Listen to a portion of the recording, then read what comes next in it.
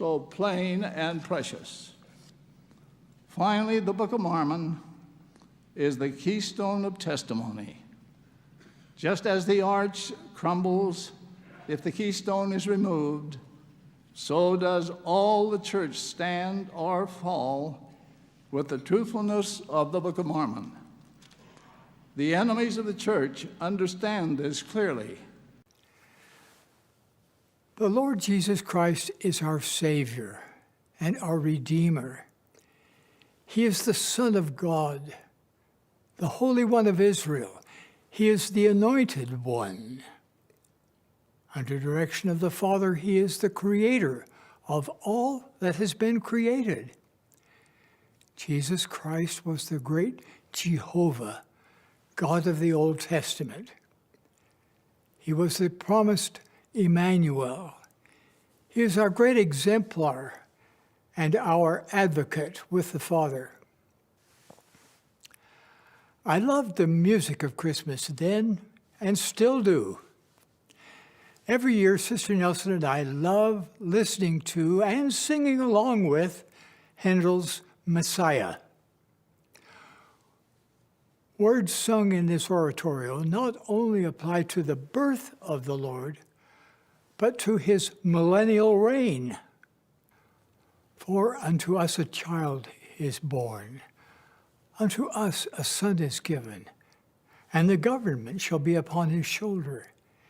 And his name shall be called Wonderful, Counselor, the Mighty God, the Everlasting Father, the Prince of Peace.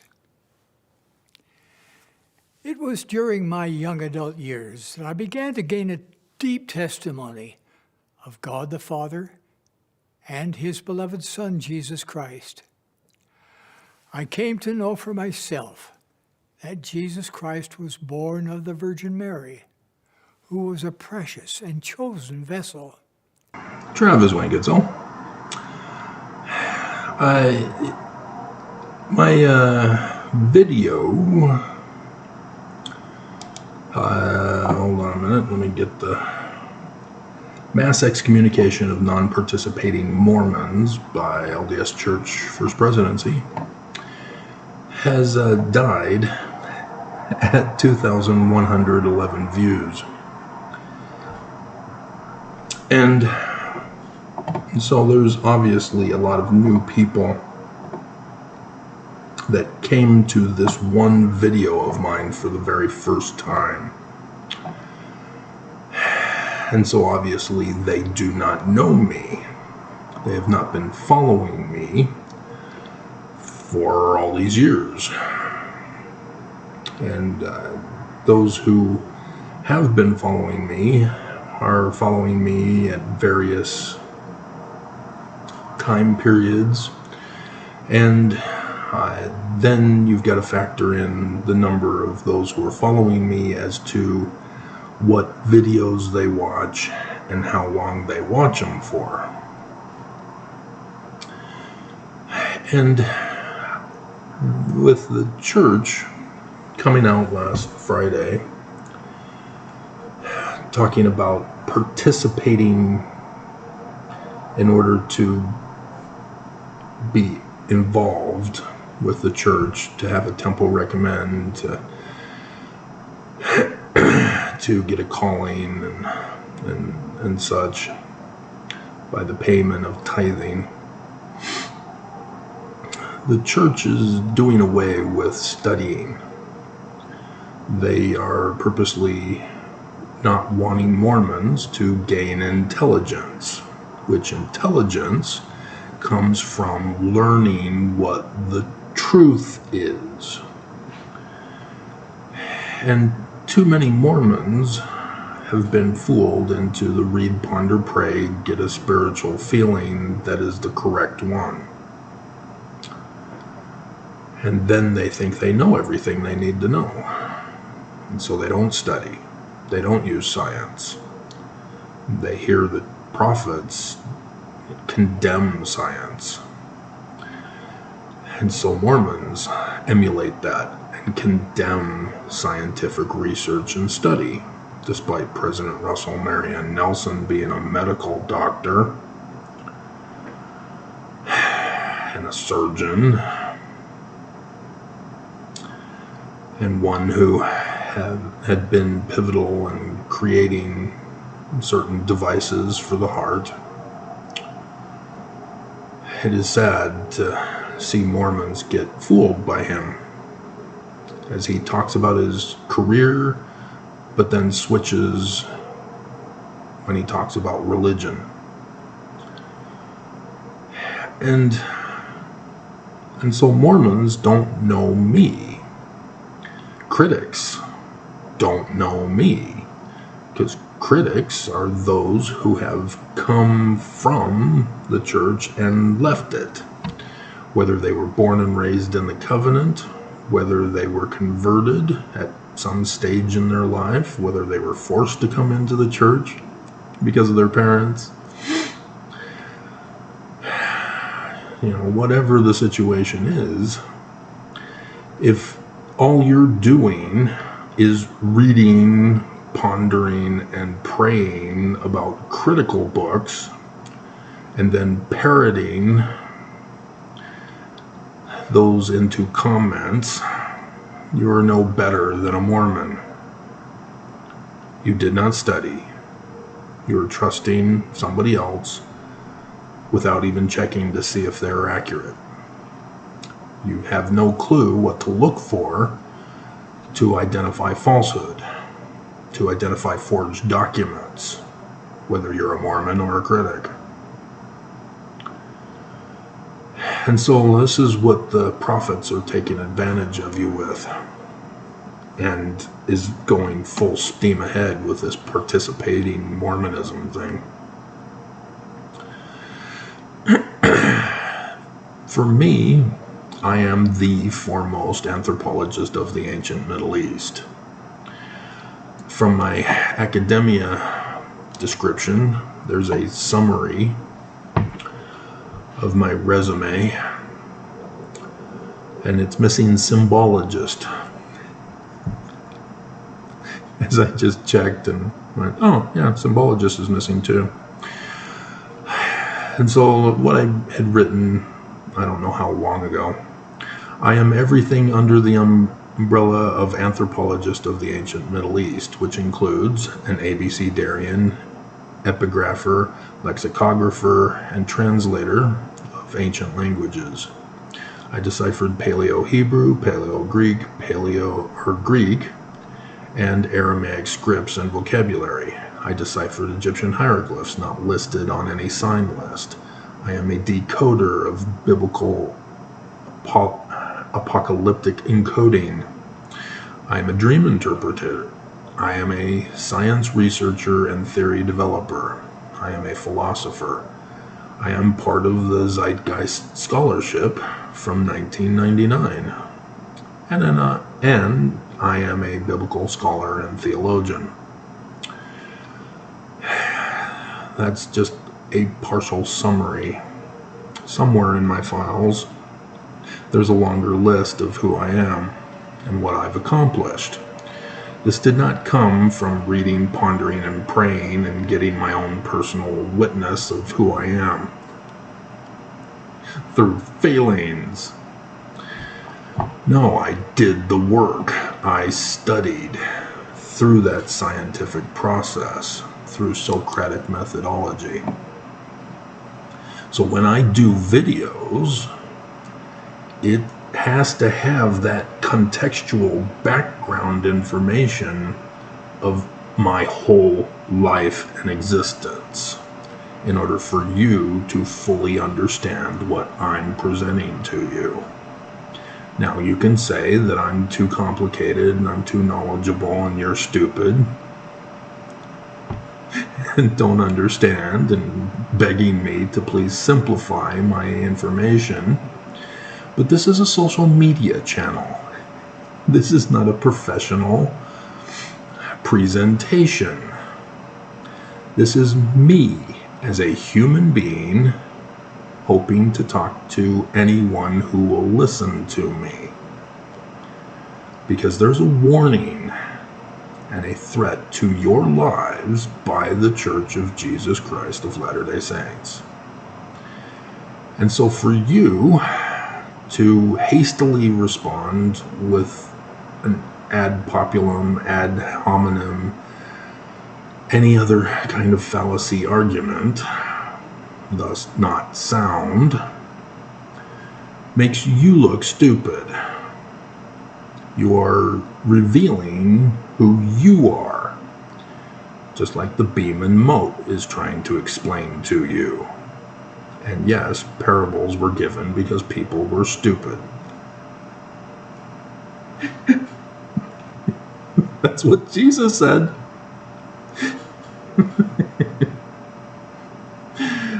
And so, as this is a comment reply video, it needs to be understood in the context of who I am and what I've become. And there is a rise in our culture of denialism. That is the most hateful, abominable communication that mankind has ever created.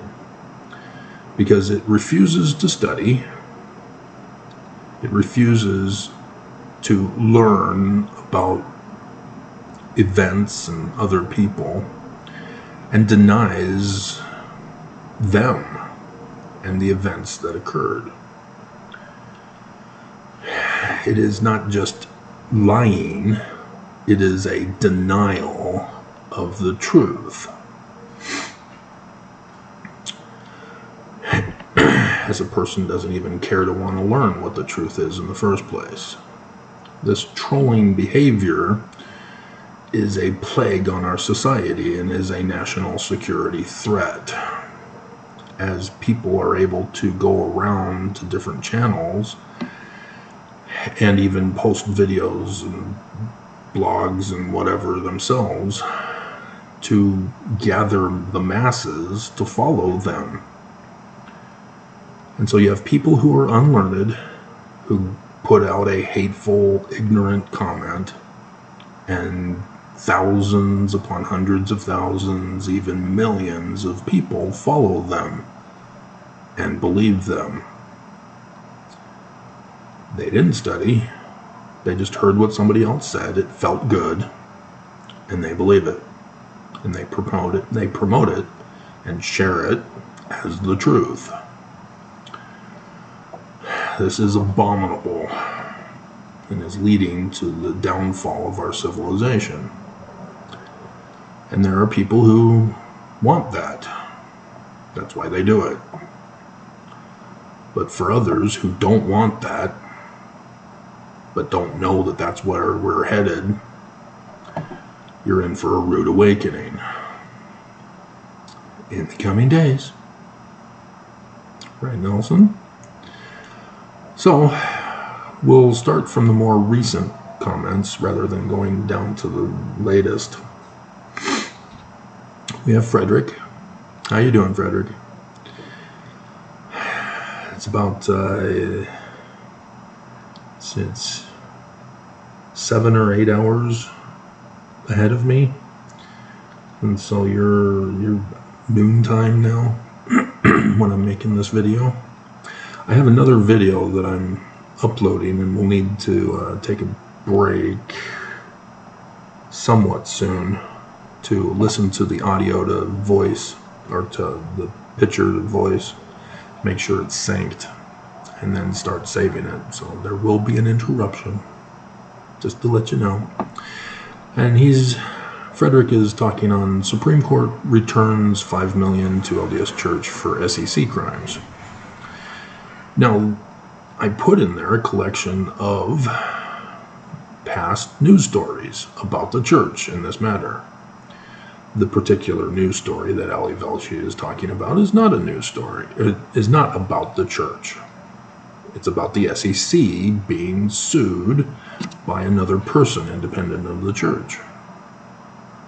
But because I study, I recognize a potential for what can happen from that. And so Frederick agrees. This doesn't sound very good. How will good win? Well, we won't. We're all going to die. We're doomed.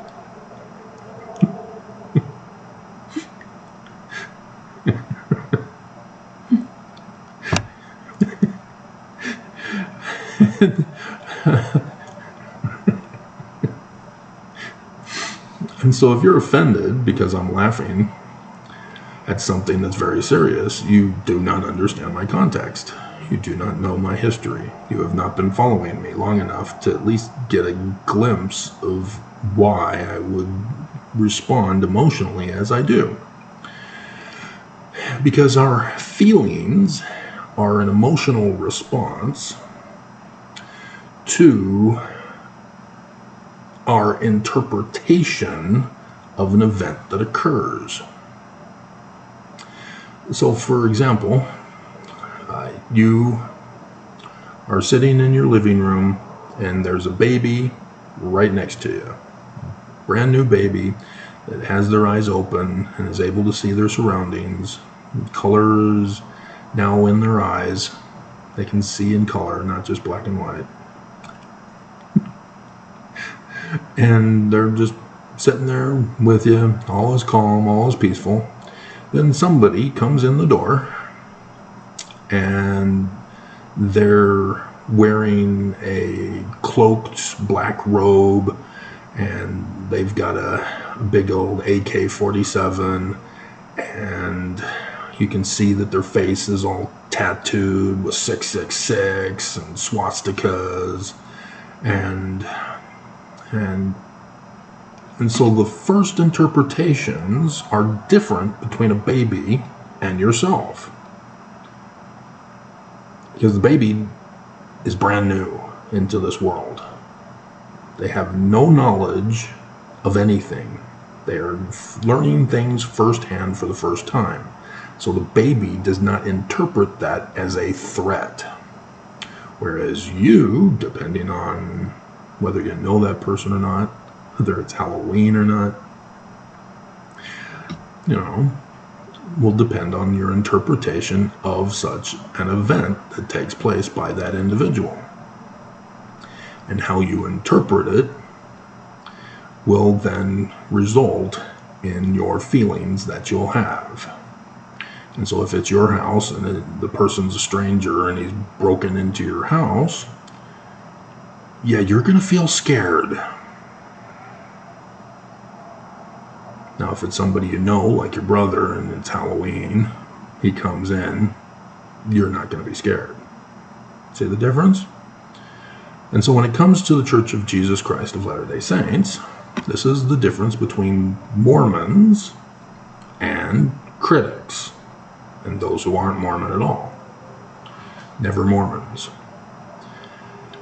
It is their interpretation of what they read, ponder, and pray on both sides that determines how they feel about the church. And this is the problem that I see in the following comments after Frederick's. Frederick's been following me for a while. We've had communications. He knows me a little bit. And I know him a little bit. And so to answer his question, there's the misquote of I can't think of the quote. Let's type it in here.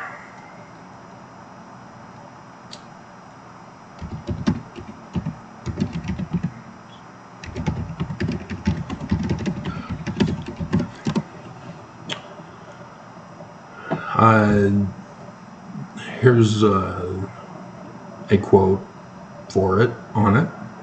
The only thing necessary for the triumph of evil is for good men to do nothing. Okay? So that's the answer to Frederick's question. It's not enough to just participate in Mormonism. You're supposed to study. In order for the church to be good, Mormons have to be good. They got to do more than participate. They've got to study. They've got to demonstrate to the world that they are knowledgeable about their own scriptures. Because otherwise, you're going to go out on your mission at little teenage years.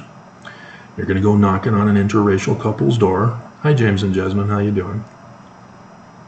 And you're going to tell James he was a fence sitter in the premortal council of heaven, and that even though we don't practice polygamy currently, it is a part of our religion and will be brought up in the millennium in the coming days.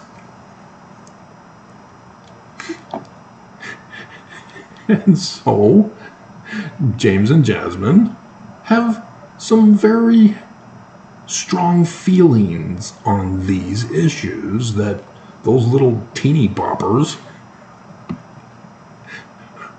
are like, it just rolls off their tongue. There's no concern whatsoever about it. They're only concerned that, hey, James and Jasmine didn't read, ponder, and pray about it and get the right feeling. So that we can discuss more about our racist, sexist, bigoted, hateful behaviors that the church had taught us. And thus, evil triumphs.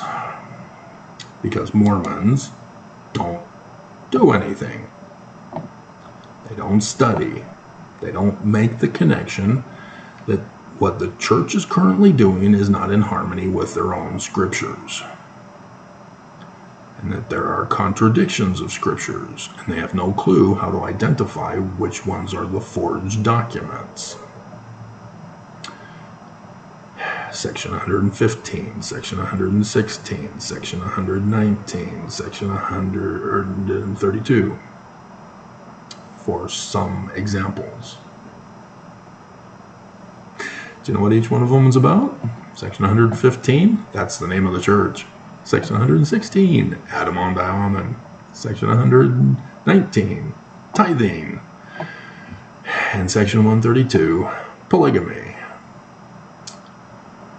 Alrighty, and so on mass excommunication, we have the person who's known by user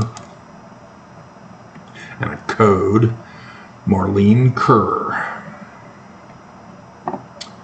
as I am able to decode your code and identify who you are. She has no picture, just a green circle with a white M in the middle of it. And she says, this is total lies and abuse about the church. Really? It was a church news article. I read from the church news. If she had been following me, she would have known that I do church news articles every day at 5 p.m. around, sometimes plus or minus. I'm able, therefore, to connect what they did on Friday with what they did the previous week before Thanksgiving, with the bombshell about the ledger, the book of the law of God. And because I studied Mormonism my whole life, being born and raised in the Covenant Mormon, I obeyed, and I became who I am. Marlene did not study. She did not become who I am. And so, she's lying. Do you not understand the beam and the mote? That which you falsely accuse in another reveals the same and worse fault in yourself. A mote, tiny little sliver from a beam. The beam, it's the beam.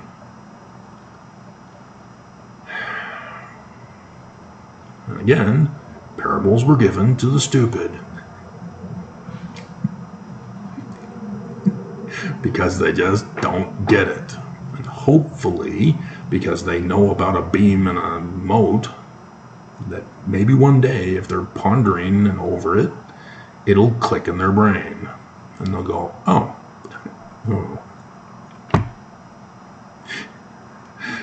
And so she's abusing the church. How? This is not Joseph's church. The Book of Mormon does not belong to this church. The Book of Mormon says it's in the learning of the Jews. So guess what Joseph Smith's words are in? And so it is abuse to claim that Joseph Smith and the Book of Mormon are Christian, regardless of whether you call it Trinitarian or non-Trinitarian, or whether you even know the difference between the two.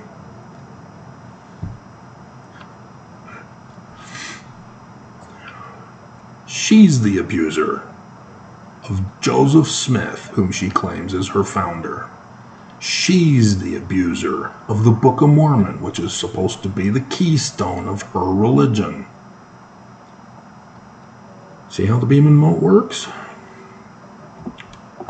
Bye-bye, Marlene. I should flag this, because she's lying and she's abusing the church, the Book of Mormon, Joseph, the Book of Mormon, and me. Because I support Joseph Smith and the Book of Mormon in the learning of the Jews. I do not support the Book of Mormon and Joseph Smith as Christian, regardless of whether it's Trinitarian or non-Trinitarian. And if you're not going to study to know what the difference is, that's on you. You are perpetuating the downfall of our society. You are a national security threat, Marlene. Good job.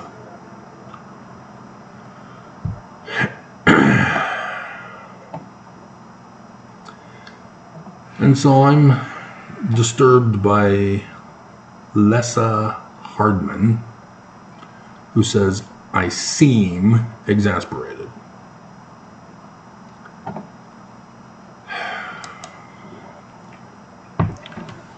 You're judging by the outward appearance, are you? That is what's called a fallacy argument.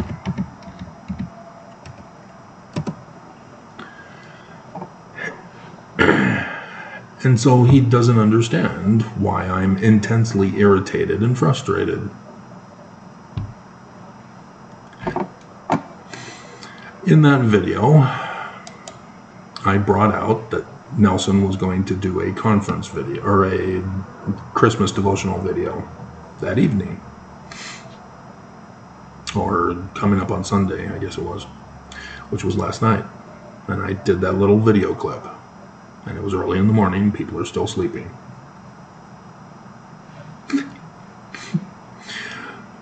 But Mormons, by not studying, don't catch on. See, Christians believe the literal historyness of the Bible because of Roman Emperor Constantine. They don't study either. And so they then believe that a Holy Ghost came to the 14-year-old Mary and raped her. But she's still a virgin because it was a ghost, not a body of flesh and bones as tangible as man's. Oh. Now you know the difference between non-Trinitarian and Trinitarian.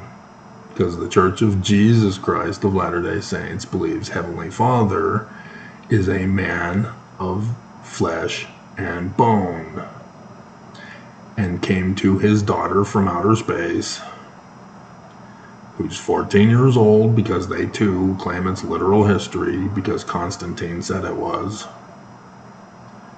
and raped her. Which is more abominable, Mormons? Critics, why haven't you caught on to this? Robin, where's your outrage?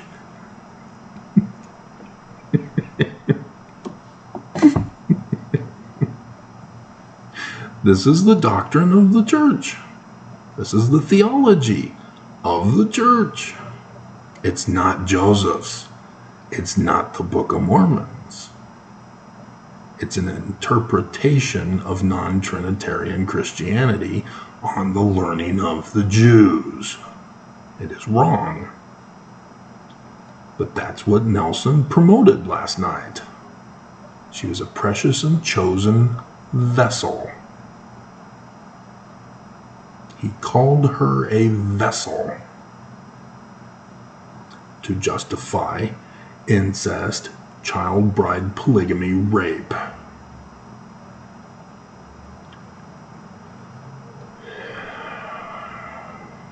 reason why his baby name meaning is Lucifer.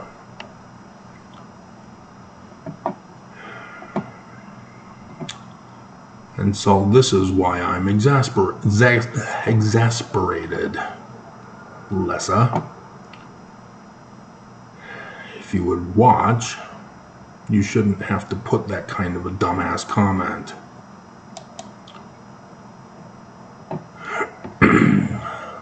Sudia Epimetheus,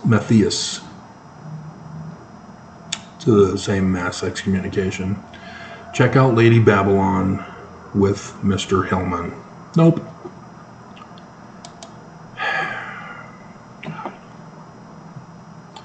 Do not come to my channel and tell me what to do. Do not tell me that I'm wrong. Do not tell me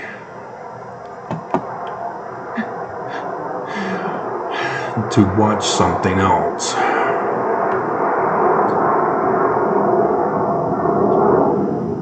And so the same person on the same video, it's all Greek to me, tee-hee.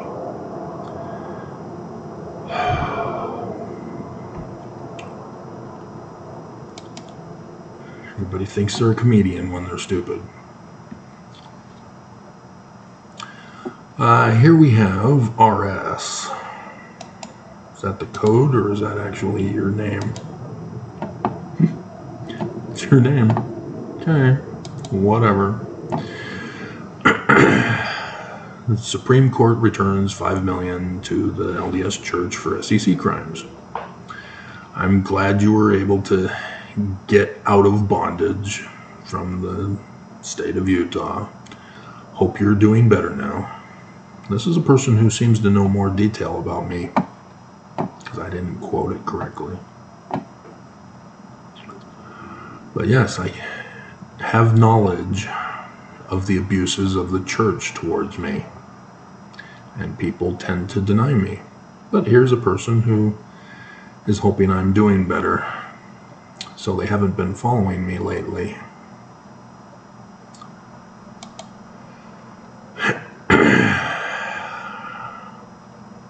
And here's Jasmine.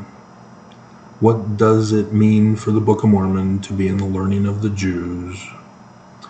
You're asking a question, but it's on the topic, so we'll answer it for you here, and it's a short one.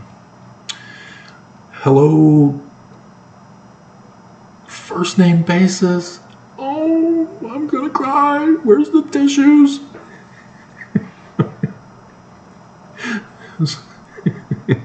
Schoolhouse Rocks, Conjunction Junction. I never heard of any of those till James made a mix. Oh, you're missing out. I grew up on it. He was a hairy bear. He was a scary bear.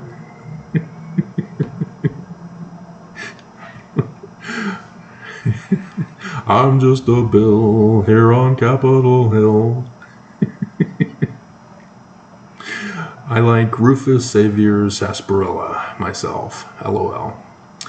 My question is, where was Joseph during Mary's Immaculate Conception? He hadn't come to the temple to buy her yet.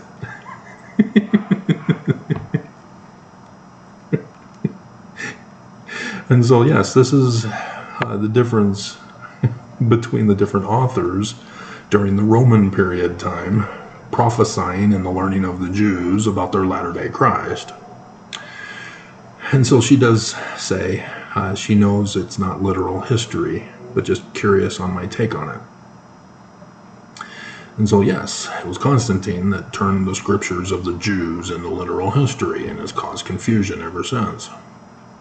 But there are other scriptures that were rejected by the Christian church, and thus likewise by the Jewish church, the Orthodox Jewish technically.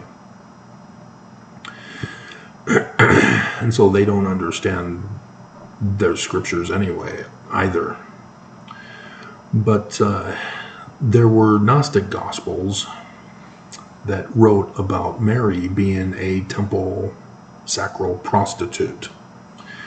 And if you don't understand the Roman period culture and the Greek period culture, that derived from the previous cultures of temple marriages, you're never going to understand.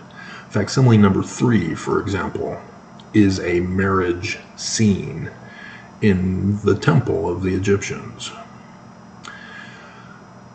And I've told numerous times over the 7,000 plus videos over the years about Samuel likewise being born of a mother who prayed to have a baby because she was old, and promised that if she were given a child, she would give him to the temple to dedicate himself to God. And so they named him the name of God, Samuel. Kind of important to know baby name meanings. You gotta study, because these Jewish authors knew the baby name meanings, and they specifically named the characters in the stories that they told.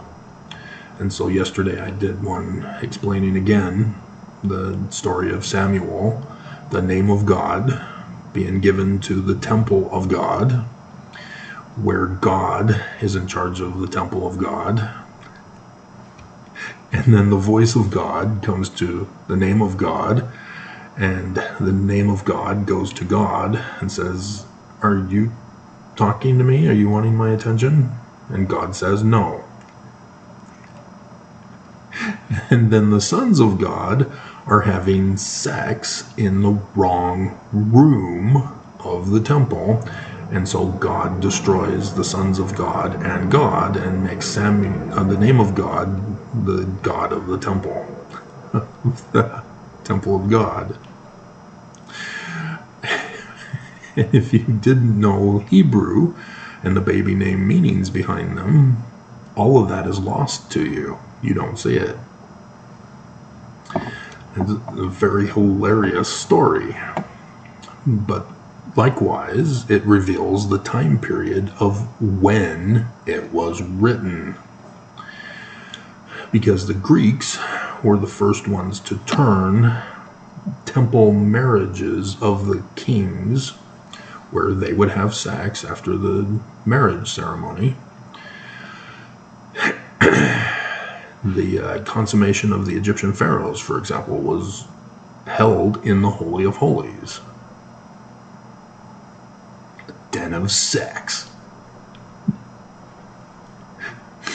And so by the time of the Greeks are more liberal to allow the common folk to become as the king, to become as gods, because the king was considered a god. And so the temple practice was changed to allow women who are born and raised in the temple to be of service at the temple for the sole purpose of the creation reenactment. And so men could go to the temple to worship deity by reenacting the procreative act, sacral prostitution. And in the Roman period time, men were also used for that purpose, so that men and women could go to the temple and perform the creation ritual, reenact it. And so thus we know that the scriptures were written during the Roman period time, because what was going on with Sodom? Yeah, those 3 messengers come to Lot and says, God's going to destroy this place. You need to get your family and leave. And then the townsfolk, the men of the townsfolk, come and say, "Hey, you've got visitors to our land. Bring them to the temple and we will get to have sex with them." That's all it was Roman period sacral prostitution. But people pull an anachronism by using current morals and interpretations and impose them during the Roman period. And yeah, you've got Caligula with his debauchery, and etc., etc. But before you judge, you need to learn and understand. You need to study. You cannot be hasty to judge and judge by your morals and standard values. That's where you expose yourself.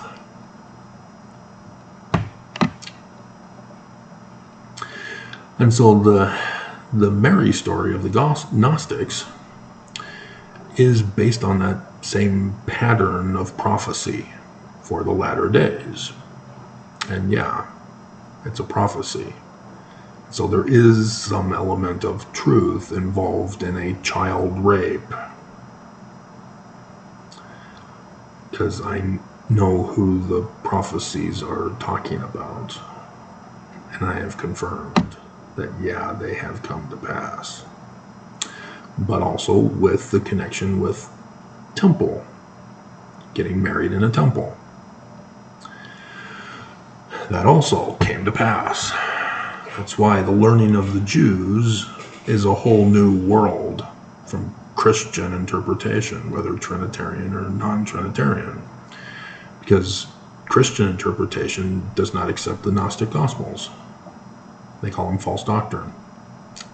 They're not doctrine at all. They're prophecies of the latter-day Christ, of the Jews, whom Joseph Smith says was a Mormon, would be a Mormon. Likewise, so does the Book of Mormon. 2 Nephi, chapter 3, verse 5. Joseph Smith is prophesied, but then who comes after Joseph Smith? Remember, Joseph Smith was born 1805.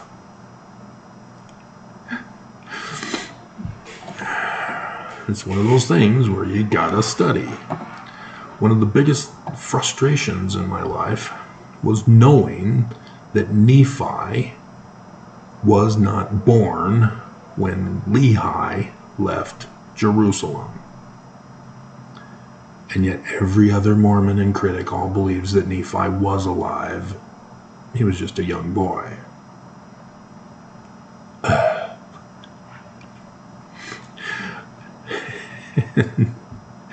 And so, in order to explain Mary giving birth to the Holy Ghost child,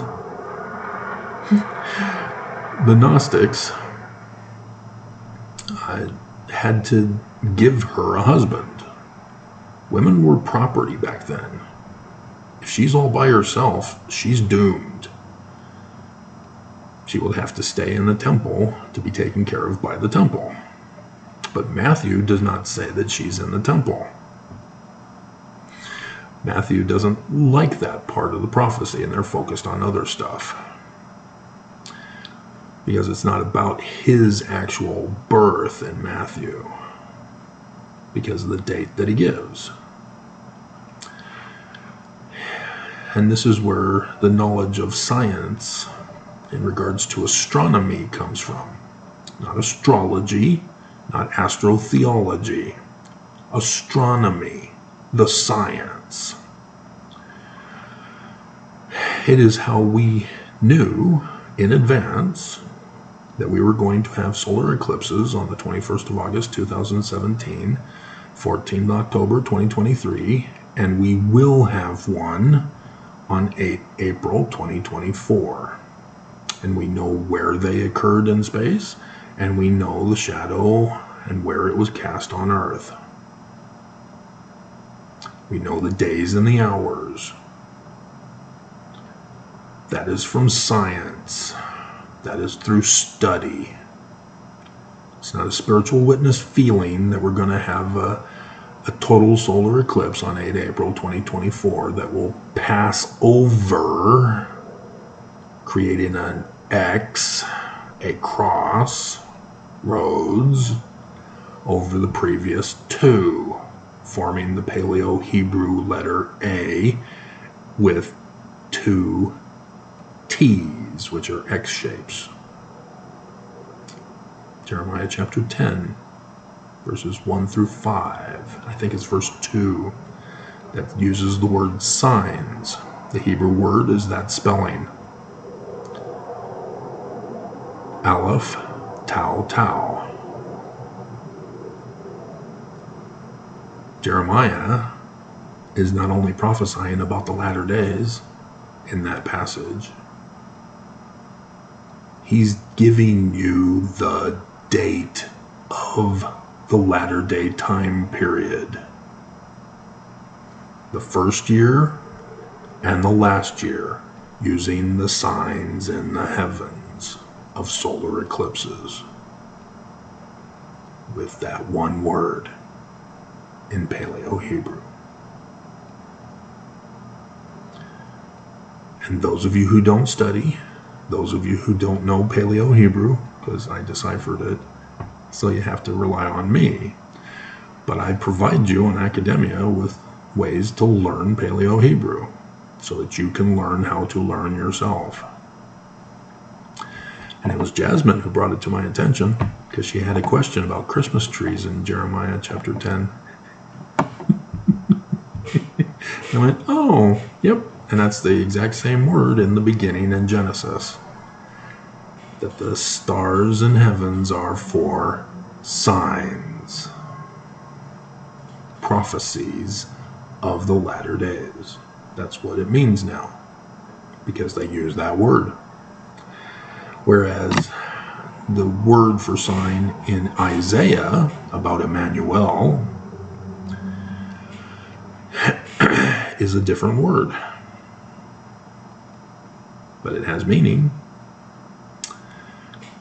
And it is applicable because it's not a solar eclipse that has to do with the sign for his ministry, the start of his ministry. Because it's in the first year of the latter days as well. It's what's called a conjunction. Conjunction, junction, what's your function?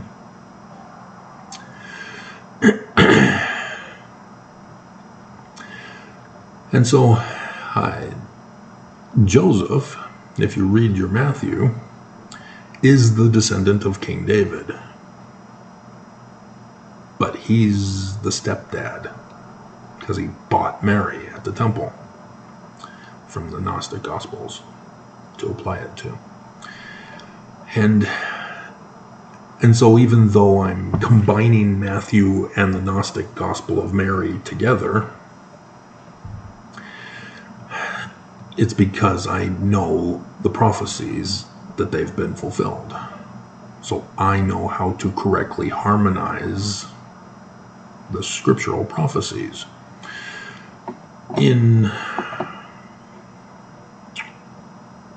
Oh, hold on.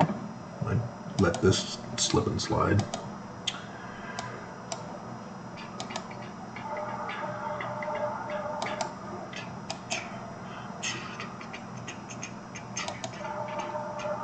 Travis Wayne Goodsell. Okay. We're good to go. And I need to make sure I did make that into a thumbnail picture. Study, it's worth it.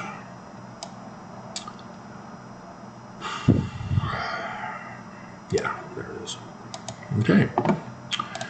So, big feet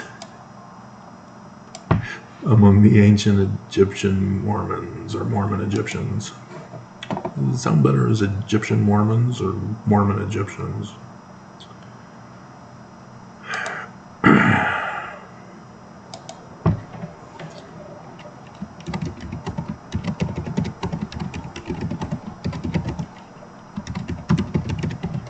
Mormon Egyptians.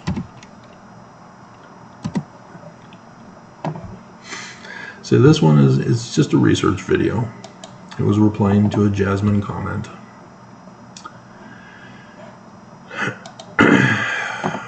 So I don't need to do something critical about the church other than the church won't give you this information. It's exclusive knowledge from me because I did my study and the church doesn't want you to study. And so that's what you need to realize, is that when you come to attack me, it's because I studied and you didn't. And you're trying to destroy me so that nobody studies. You're trying to silence me. You're threatening me to be silent.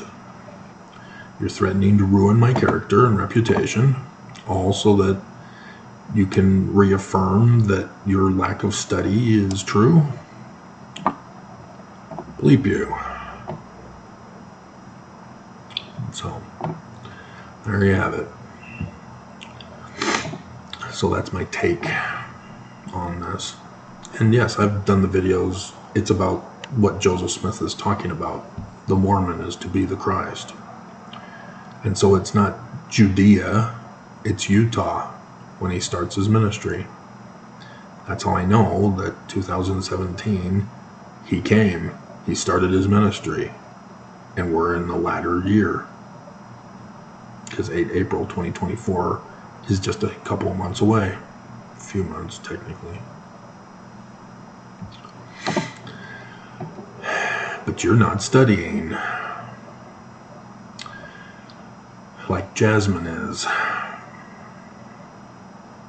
And you're not even listening if you're not studying. You're no longer listening to me. And that's the danger. Is that Mormons don't realize the danger they're in and they refuse to listen to anybody trying to warn them of the danger. And so you probably are wanting more about the Immaculate Conception. It's the sign in the heavens. So when Jupiter entered into the womb of Virgo and began its retrograde, that was the conception. And it was right after the 2016 election with the supermoon that attended it.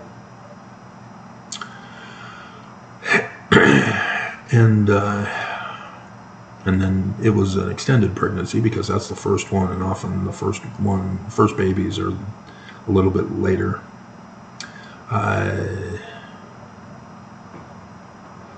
was early, wasn't I? Or was I 10 days after? I think it was 10 days after. Let's check again to get the right date of when my parents got sealed in the temple. So we got to go to my mom because apparently my dad's still not dead yet. My dad tried to erase me. My dad has made it very clear he wants me gone. Read more. June 10th. So I was a week early. Sort of. There's the calendar issues of 31 days versus 30 days, and then there's February, which had 28, but I think it was a leap year that year. At least it was in the Jewish calendar.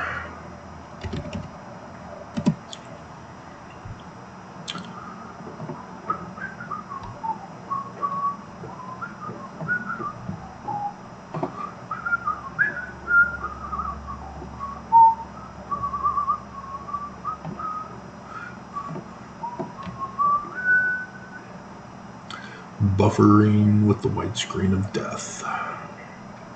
As the saving of the video might be part of the cause for concern.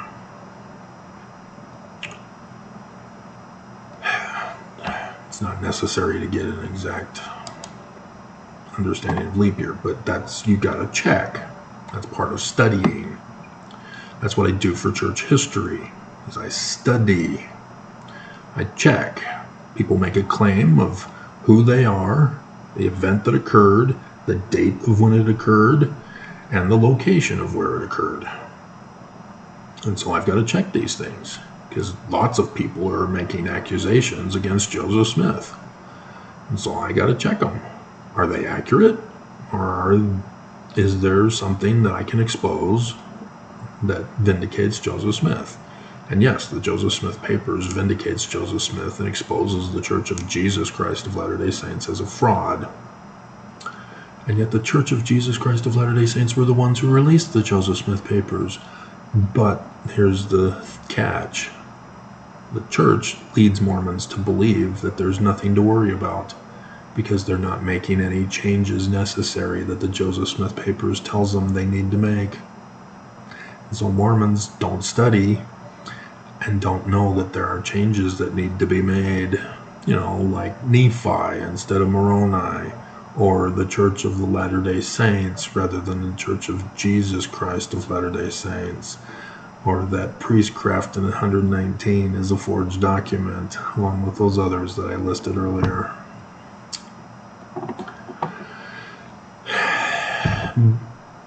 And so there is a difference between immaculate conception from outer space with the signs in the heavens and the prophecy of the Egyptians of Osiris being murdered and Isis, his wife, hovering over him as a bird and impregnating herself with his dead body. That's an immaculate conception concept as well, and where it comes from, because the bird is out in outer space, and she's a female, Virgo, and she's conceiving immaculately. So Horus then becomes Jupiter, the seed of Amun-Ra, because Osiris is Father Amun, Horus is Son Amun in the Egyptian understanding. But the way that Horus was able to win and restore the kingdom of his murdered father was to show that he came through being born of Set. And the Genesis account goes over this very clearly, as it's not just about usurpation of the birthright blessing son. It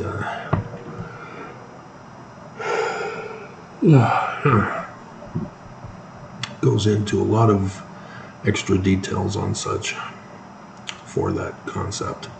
But yeah, the rape, my ancestors through my mom's side, thus the female, my ancestor father was a plantation owner in North Carolina, and he had slaves, and he had a slave girl that was 14 years old, and he raped her. And Hera, the wife of Zeus, was upset with this. It was a very big scandal. And because they were slaves, they just let it go. And the child was born under the care of the mother and the family of the girl, who came from West Africa. She was part of the West African slave transport, as my DNA had informed me.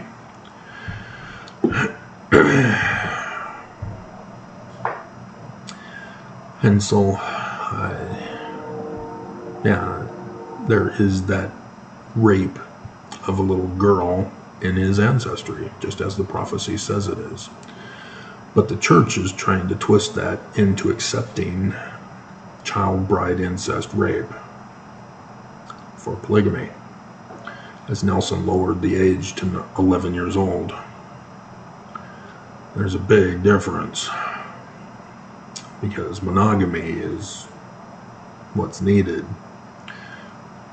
The mankind is not in jeopardy of utter destruction. And Stanford had sent me a document that had George Q. Cannon claiming that the reason why polygamy is necessary for mankind is that monogamy causes men to get prostitutes. No. miseducating women about a man's sexual biological nature is what causes men in a marriage to pursue other women. Because in the Mormon church, abstinence only. And so women think, oh, okay, the man can turn it off.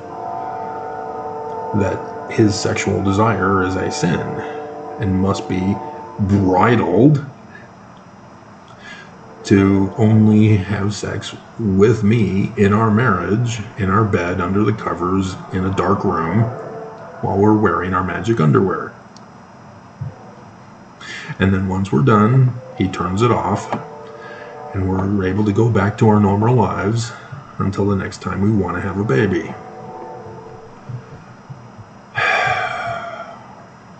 And so, yes, this causes problems because that's not how men function and work. Are we broken?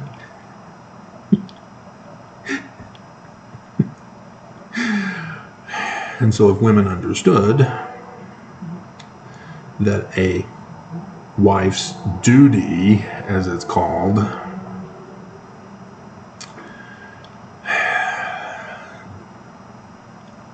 there'd be a lot less problems. And there's a guy who's a celebrity in the news with his celebrity wife. She's pregnant, and she's suing him for rape. And I'm not sure if it's before or after the pregnancy. I wasn't too interested in pursuing that. It came to my mind. But if she's pregnant, he still needs sex. But yeah, I understand the man's point of view, obviously. And it's not easy to just turn it off when we're in the midst of it and the woman decides, stop. Don't stop. You've already charged us up. And now you're telling us to stop? And so, yes, this miseducation on sex is causing many problems in our nation, not just in the Church of Jesus Christ of Latter-day Saints. And so the part about the temple, yeah, my parents, both born in the Covenant Mormons, both went on missions. They were married in the Temple of Angels, according to prophecy. And there was a sign in the heavens for their marriage. I checked. And there was a sign in the heavens for my birth, and there was a sign in the heavens for my baptism, and there was a sign in the heaven for my patriarch. Was my patriarch? Did I check that one? At least for my mission, becoming a priest, and then an elder. I think I checked those too. I did videos. I think it might be on TWG though.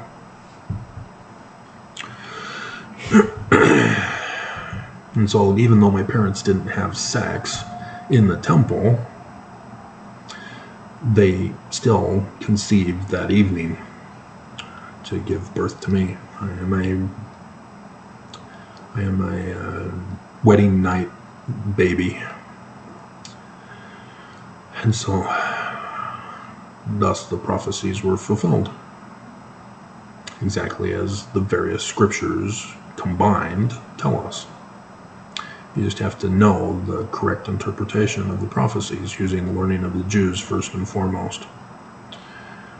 So there's my take on that. And then we've got some abusive ones. Kareem, so Islamist.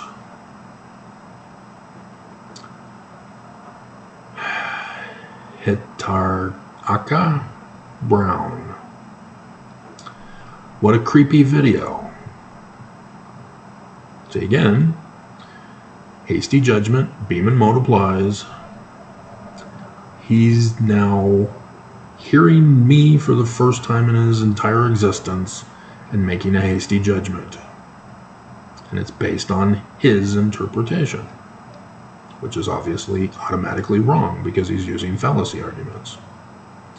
And so Beam and Moat's going to come in here. He's creepy. You look like... See, this guy has been miseducated and brainwashed to be a weapon, an abusive weapon. And he says, you look like the reasons why missing kids are on milk cartons. How many kids have you kidnapped and put on milk cartons, Kareem? So this one gets to be flagged. And I don't know if YouTube will do anything about it because they didn't flag it. And then Gwen Mel on mass extermination. I think maybe your kids should watch your vids before posting. And if you'd known my life story, you wouldn't have said such a thing. My kids are not in my life anymore.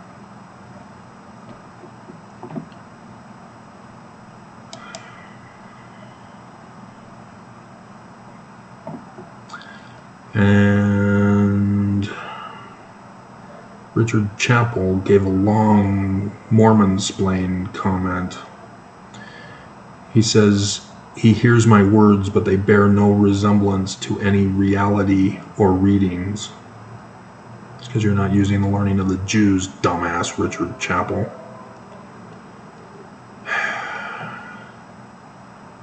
And he says, none of this is any form of fascism or Nazism.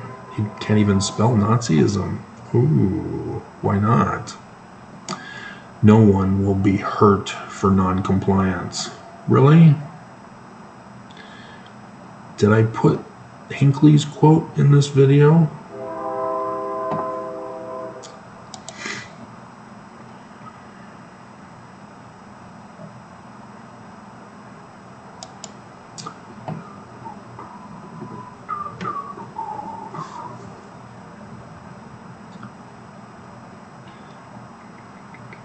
Doesn't look like I did. The Church of Jesus Christ of Latter-day Saints is losing a record number of its membership. No, I don't see it. I have been putting in my videos, and so obviously he has not been following me. This is his first one, and he goes on to a long diatribe in which Hinckley, as an apostle, came out and talked about the second coming, that you must pay tithing or you will be burned. He says that at the pulpit of conference in the tabernacle way back when. Pay your tithing or you get burned. What the church released, claiming to be the law of God from Joseph, right before Thanksgiving, was the list of tithe payers. That is in accordance with Section 85. But it's a forged book, as I went over with you in the 6-part series that nobody wanted to watch. And so, yeah, this guy is not living in reality himself. Beam and Moat. See how easy Beam and Moat is? That's why I don't worry about people debating me, because not a single person knows how to debate me using the learning of the Jews. They can't do it. They don't know how. Mike D agrees that Skechers suck. Seriously, that's what you got about that video? Come on. And Mark is big feet splaining to me. I know what it means, Mark.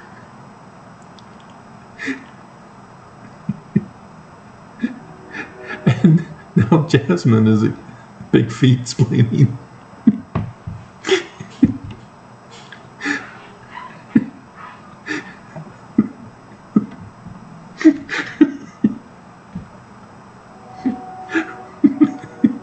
Should I put the two of them together? Because they belong on the same video. Well, there's some more stuff here. I'm going to need to stop the video, it looks like. But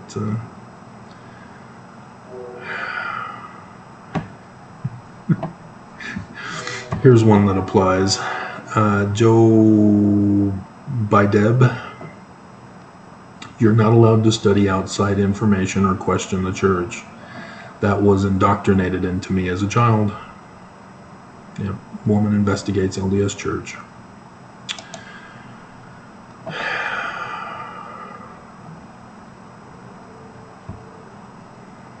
And then you go and you blow it. Dear God.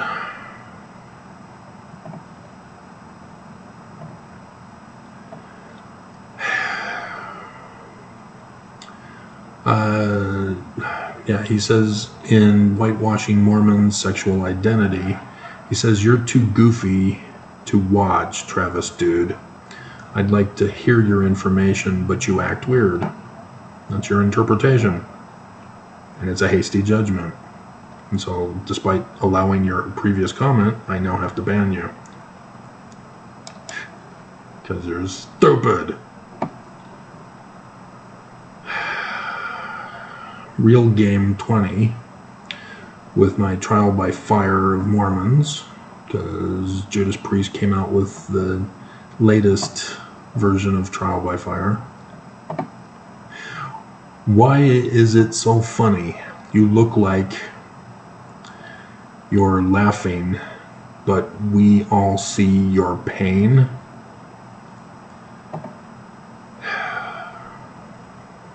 See, a troll who gets his jollies off of attacking people and abusing people. Cyber terrorism.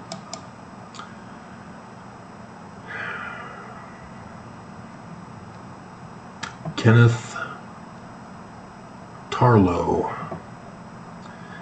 Mass excommunication. Could be more explicit what Paleo-Hebrew texts you've been reading. Really? Is that the subject of the video? Get the hell off my channel.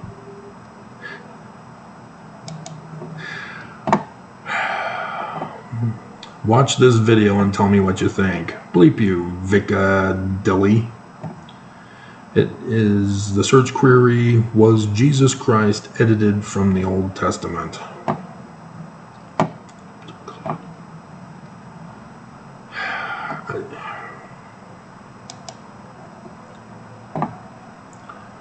And how much more can we get rid of here? Farron Rice, mass excommunication. What was all that dribble, incoherent rambling? Just because you don't know the learning of the Jews. See, they're revealing that they are stupid. And they're accusing me of it. It's a common stupid thing to do. Beam and moat. At least sum it up at the end and draw a conclusion. How about this for a conclusion? You're banned. You had no interest in the video. You had no interest in learning. You had no interest to check that I have over 7,000 plus videos. You had no idea to check for me on academia.edu.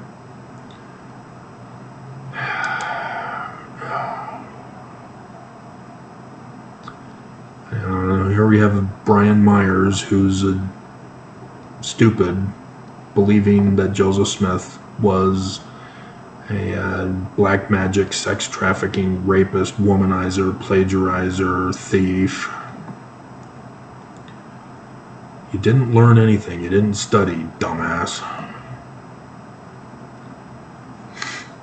Zizavi's, I've made it to Schizophrenic Mormon YouTube again.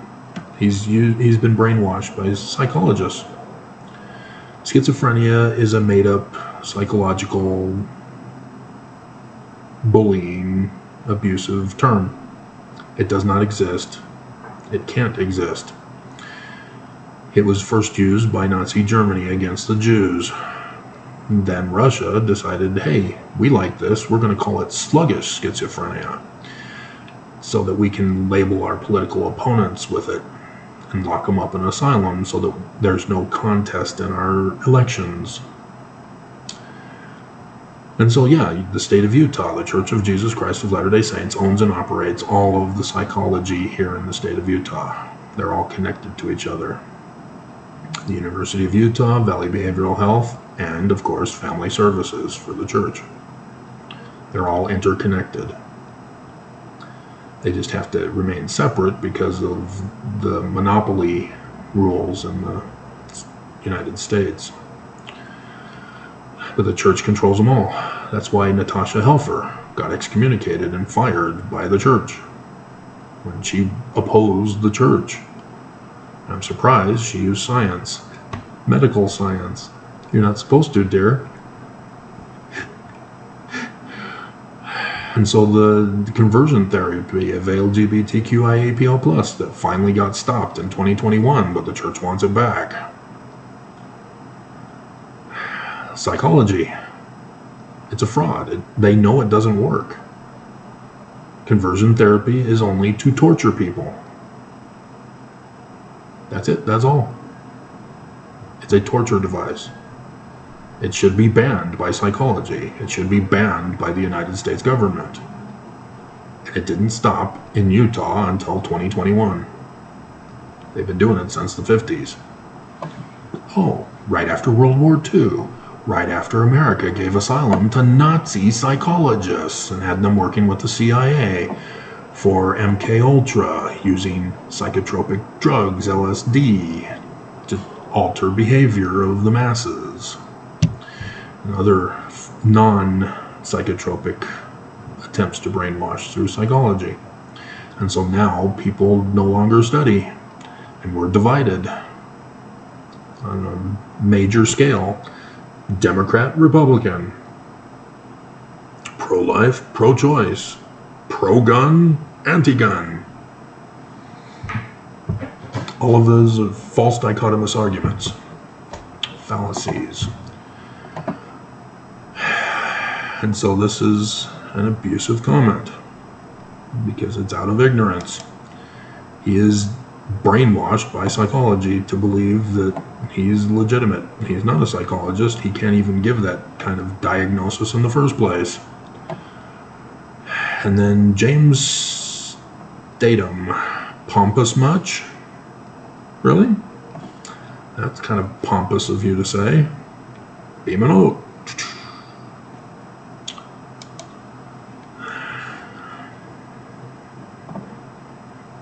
And the priesthood will never be taken from the earth again and will remain in force until Christ's return. Just saying. Yeah, you are just saying. Out of stupidity. You didn't do any research. You didn't study anything. You're just making the claim in contradiction without any knowledge. You're a dumbass. And you commented on Stanford's comment. Bye-bye priesthood. I didn't comment. He's not commenting to me. He came onto my channel, found Stanford's comment, and put his dumbass comment on Stanford's comment, thinking that I wouldn't see it. I hold all comments for review, dumbass. And so these other ones, Britt Myers, that I summarized for you is too long to read. Matza Money.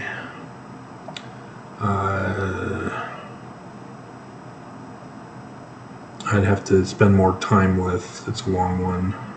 Jasmine's one I'll have to spend more time with. Mark, I'm saving it to be approved with Jasmine's.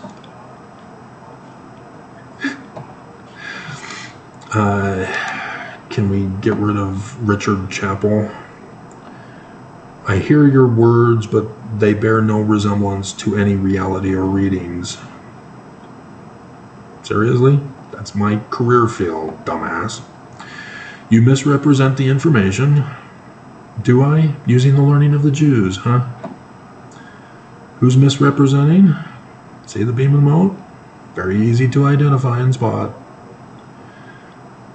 And if dumbasses would catch themselves before they speak, they would know not to speak until they get more information and become intelligent on the matter.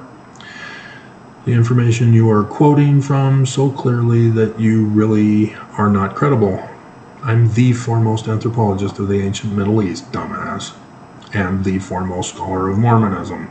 You've not been watching the videos of how I've impacted your life if you ever had gotten a hold of the new version from 2009, the Spanish edition of the Quad.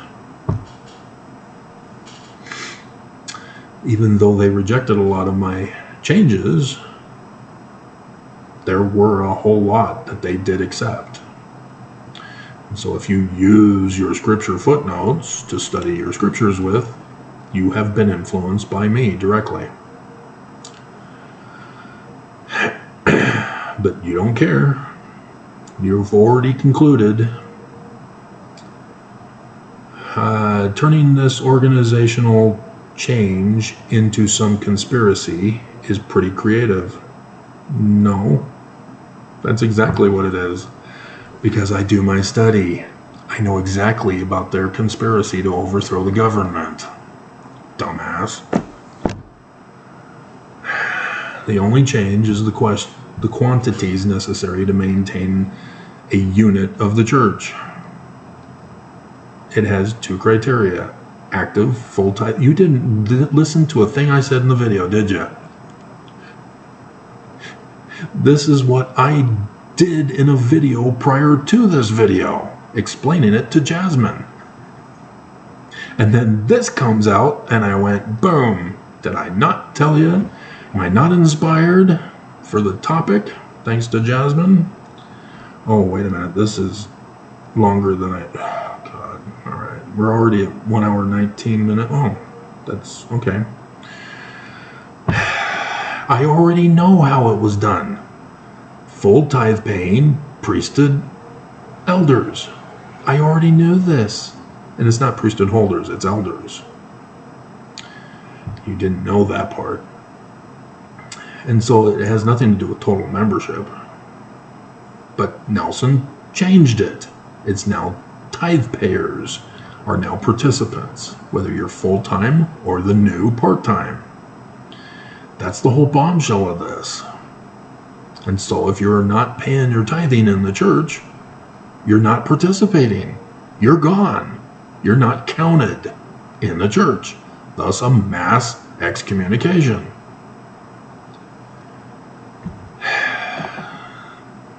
Like I said, if you're making a comment with fallacy arguments where you don't study, you're humiliating yourself here.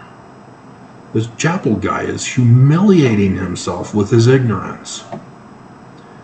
He's not listening to me. He is pushing his agenda, telling me I'm wrong, that I need to be silent, and that he knows the truth, and that he's the authority on the matter.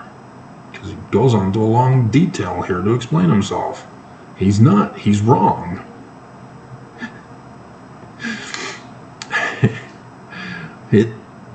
It does not change versus full or part tithe. He didn't even read the church news article. I did.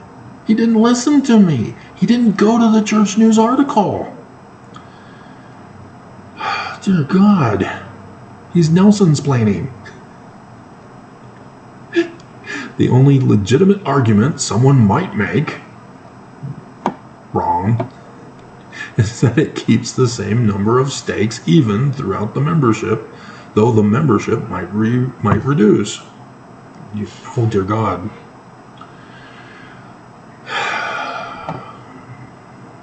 But the only problem with that, are you criticizing the church? Law of the gospel. Naughty, naughty, you're going to have to commit suicide now. Are you not that old? You look like you're old enough. Maybe. You could be younger than me.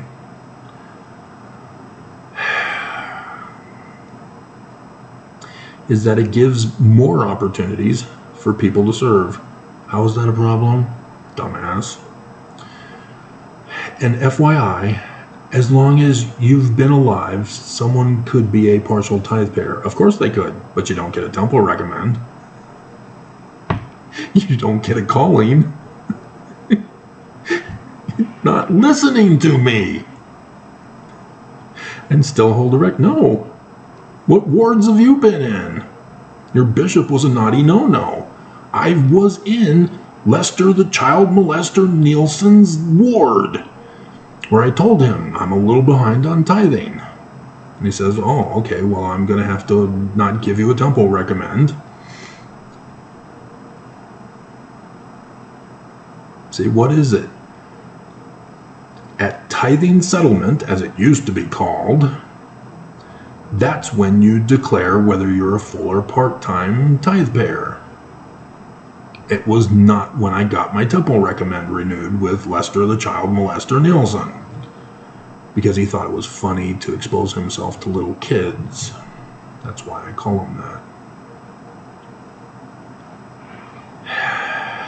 But my wife was leaving me. And he helped her. I had just deciphered Paleo-Hebrew. And Lester, the child molester Nielsen, bishop,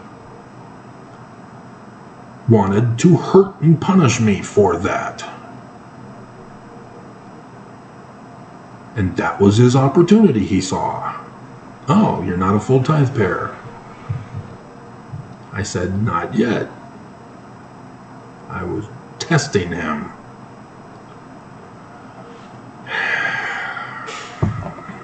And so, yeah, he placed a curse on me when my dad kicked me out of the house. He was a horrible human being. But he knows you're not supposed to give a temple recommend to part tithe payers. And so I don't know what wards you've been in, but those bishops were wrong.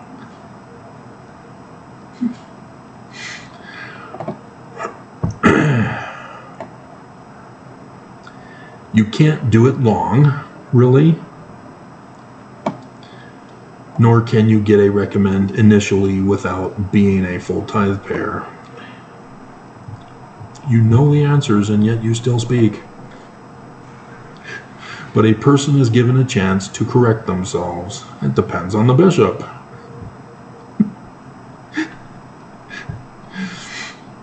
Some bishops deny you a recommend and will even discipline you.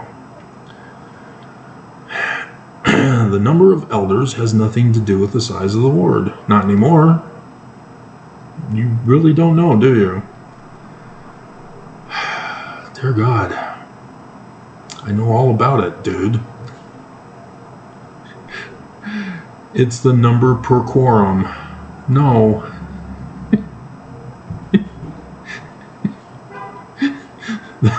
It's for the size of the elders' quorum. God. You participate and you know nothing of the organization you're participating in.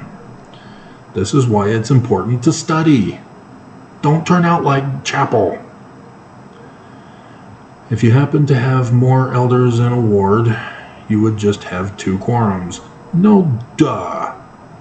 But the stake president would look at that and go, oh, okay, looks like we can split the ward. Here in Utah, they are stretched to explosion point. And so you'll have an overflowing ward that is desperately in need of a division, but they're hoping to stretch it as far as possible until approval from the first presidency for their recommendations for the splitting of the ward based on that. But before, if you've got a limited number of elders and you've got a whole bunch of high priests and you've got a bunch of single mothers with lots of children, yeah, you're going to have an overflowing ward that can't be split because there's not enough elders to split it. And he obviously did not hear when I talked about being in the Bronx branch as a missionary for this whole situation. We fixed the membership records. And by fixing the membership records, they were able to identify that they need a certain number of elders in order to turn it into a ward. And they were unable to do so. And so it was split into 2 branches because it just got too big. It was well overflowing with women and children. So I know whereof I speak. I know the processes and procedures because I've been directly involved with the ward boundaries issue. I am knowledgeable and experienced in this. But he doesn't know, and he obviously has not been an expert involved in any of this.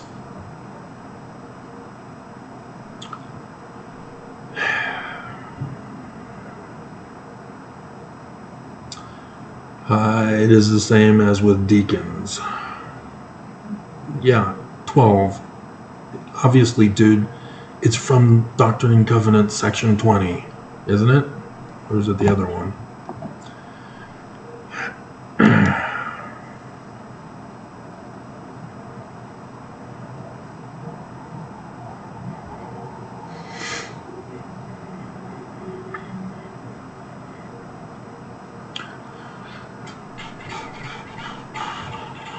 Why are you taking so long?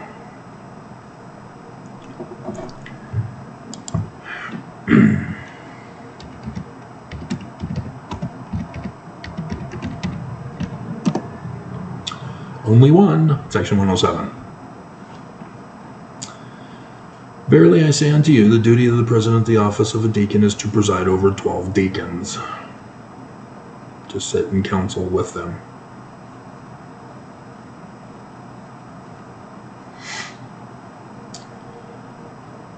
The president of the office of duty of the president over the office of the teachers is to preside over 24 teachers. Duty of the president over the priesthood of Aaron is to preside over 48 priests, and then 96 elders is to preside over 96 elders, to sit in council with them and teach them. We don't do this practice. And then 91 leads right into it.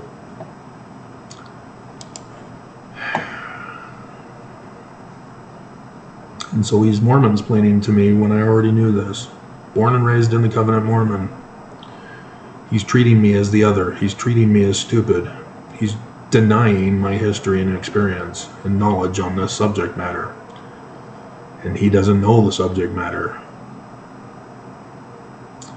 This is a very evil man.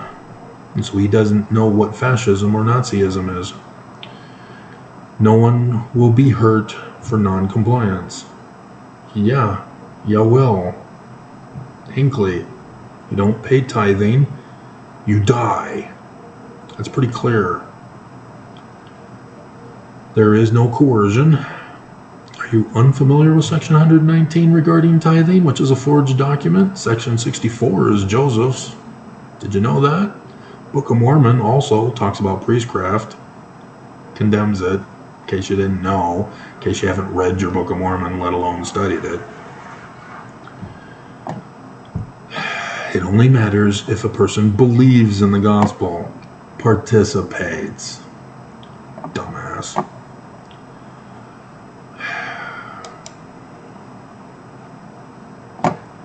It's just unbelievable, the stupidity of Mormons, that they think they can do that. Can we get rid of any more here? We're at 1:30, so we'll stop. So I have some things to do, even though this video was about saved. And so this will be up when it's up.